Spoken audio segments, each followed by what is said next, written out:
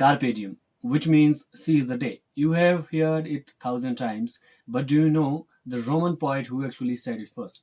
A man born a freedman's son who became Emperor Augustus' favorite poet. This is the incredible story of Quintus Horatius Flaccus, better known as Horace. जी हाँ, आज हम बात करने जा रहे हैं Horace के बारे में, जिनका पूरा नाम क्विंटस हॉरेशियस फ्लेकस था। क्विंटस हॉरेशियस फ्लेकस का जन्म जो है वो 65 ईसा पूर्व में एंशियंट रोम के वेनुसिया, या फिर आज हम बात करें, आज हम उसे वेनुसा के नाम से जाने जाते हैं, जो कि सदर्न इटली में पड़ता है। वो एक बहुत ही ज़्यादा ऑर्डिनरी परिवार से संबंध रखते थे and his father was a freedman. He had a small farm, और उनके पिता ने जो है वो उनकी शिक्षा के लिए बहुत ज़्यादा खर्च किया था। उन्होंने उन्हें रोम में अच्छी शिक्षा दिलवाई और बाद में एथेंस भेजा, जहाँ पर उन्होंने फिलोसफी पढ़ी थी। हॉरेशियस की अगर जवानी की बात करें तो वो सिविल वॉर के टाइम में उनकी जवानी बीती थी। जूलियस सीजर की जो एसेसिनेशन हुआ था 44 ईसा पूर्व में, उसके बाद जो मार्कस जूनियर ब्रूटस की जो रिपब्लिकन आर्मी थी वो उन्होंने ज्वाइन कर ली थी। उन्होंने फिलिपी की लड़ाई जो कि 42 ईसा पूर्व में हुई थी उसमें भी भाग लिया था, और जिसमें कि ब्रूटस की सेना हार गई थी। बाद में हॉरेशियस ने मजाक में कहा था कि वो वहां से भाग गए थे और उन्होंने अपनी ढाल फेंक दी थी, जिसके कारण कि उनकी सारी प्रॉपर्टी जो है वो सीज कर दी गई थी और उन्हें वापस रोम लौटना पड़ा। तो चलिए बात कर लेते हैं हॉरेस के मेजर वर्क के बारे में, जिसमें सबसे पहले हमारे पास आर्स पोएटिका यानी कि द आर्ट ऑफ पोएट्री दी हुई है। हॉरेस के जो क्रिटिकल आइडियाज थे वो सभी आर्स पोएटिका में पाए जाते हैं, और ये वर्स एपिस्टल में लिखा गया है। वर्स एपिस्टल मतलब एक पोएटिक लेटर की तरह लिखा गया है। जो ये वर्क है ये प्रैक्टिकल एडवाइस प्रोवाइड करवाता है पोइट्स और ड्रामेटिस्ट के लिए, और ये बाद में जो है यूरोपियन लिटरेरी क्रिटिसिज्म का एक बहुत ही इंपॉर्टेंट गाइड भी बना था। बात कर लेते हैं इनके इंपॉर्टेंट कॉन्सेप्ट्स के बारे में कि इनके इंपॉर्टेंट कॉन्सेप्ट्स जो है वो क्या क्या थे।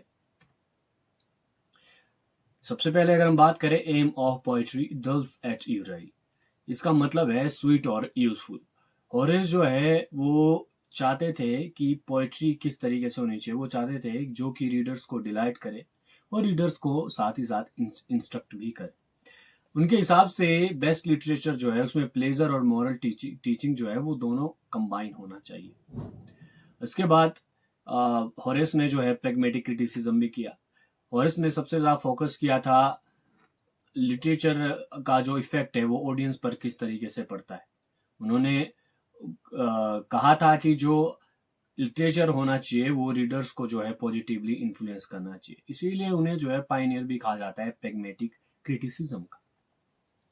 अगर हम बात करें थ्योरी ऑफ डेकोरम की तो इसका मतलब है फिटनेस और एप्रोप्रिएटनेस इन लिटरेचर, और इसका मानना था कि जो स्टाइल है वो सब्जेक्ट को सूट करना चाहिए। कैरेक्टर्स जो है उन्हें उनके स्टेटस के अनुसार जो है बातचीत करनी चाहिए। ट्रेजिक कैरेक्टर्स जो है वो लैंग्वेज से एलिवेटेड होने चाहिए, एलिवेटेड लैंग्वेज जो है उन्हें यूज़ करनी चाहिए, और कॉमिक कैरेक्टर जो है उन्हें सिंपल लैंग्वेज जो है यूज़ करनी चाहिए। जैसे उन्होंने एक एग्जांपल दिया था कि एक राजा जो है वो एक क्लोन की तरह जो है बात नहीं कर सकता है। उसके बाद अगर हम बात करें उनके यूनिटी एंड हार्मनी के बारे में, और इसने एम्फोसाइज किया कि जो लिटरेरी वर्क है उसमें यूनिटी, बैलेंस और हार्मनी जो है होना बहुत ज़्यादा ज़रूरी है। उनके जो वर्क का जो है जो भी पार्ट है वो एक साथ जो है नेचुरली जो है फिट बैठना चाहिए। और अगर हम बात करें फेमस कंपैरिजन की तो जो हॉरेस ने जो है वो कंपेयर किया था बैडली स्ट्रक्चर्ड पोएम को a painting with a horse neck and a human head. This means lack of unity makes art ridiculous. फिर उसके बाद आर्ट एंड नेचर की बात करें तो हॉरेस का मानना था कि जो अच्छे पोएट्स है उन्हें चाहिए नेचुरल टैलेंट, इंजेनियम, inborn creativity and imagination, artistic skills जिसे हम आर्ट्स कहते हैं, ट्रेनिंग, डिसिप्लिन एंड प्रैक्टिस। और उसके बाद इंपॉर्टेंट एडवाइस जो हॉरेस ने दी थी वो थी कि राइटर्स को जो है उसको उनके वर्क को जो है अच्छे तरीके से रिवाइज करना चाहिए।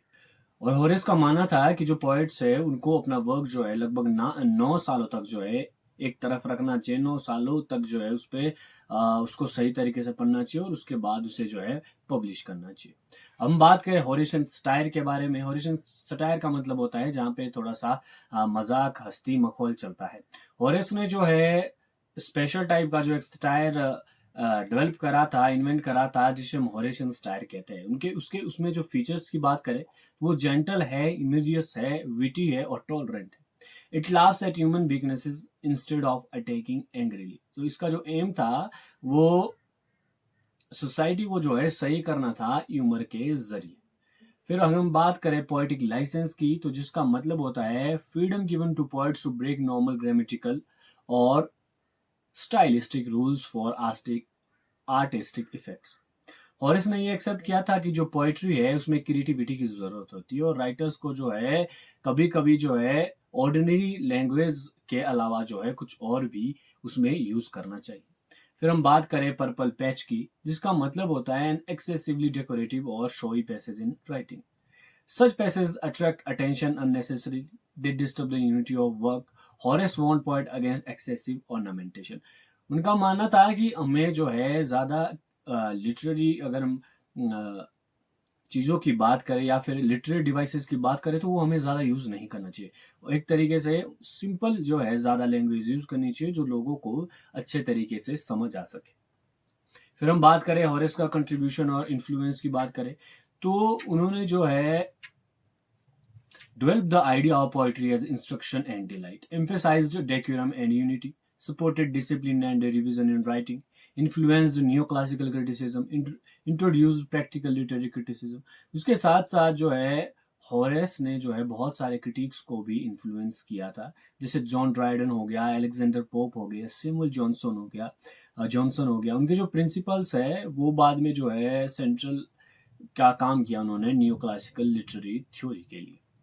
अब कंक्लूजन की बात करें तो हॉरेस जो थे वो ग्रेटेस्ट क्लासिकल लिटरेरी क्रिटिक्स में से एक माने जाते थे और उनका मानना था कि जो लिटरेचर होना चाहिए should educate and entertain simultaneously.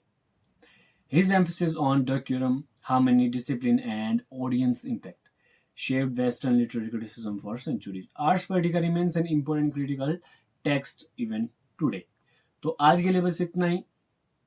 अधिक जानकारी के लिए आप बने रहे द लिट क्लासरूम के साथ और हमें सब्सक्राइब करना ना भूलें। अगर आप चाहते हैं कि आप तक वीडियो जो है जल्दी पहुंचे तो बेल आइकन को ज़रूर प्रेस करें और साथ ही साथ आप हमें फॉलो कर सकते हैं इंस्टाग्राम पर और सब्सक्राइब कर सकते हैं हमारा Telegram channel the lit classroom. आज के लिए बस इतना ही। धन्यवाद।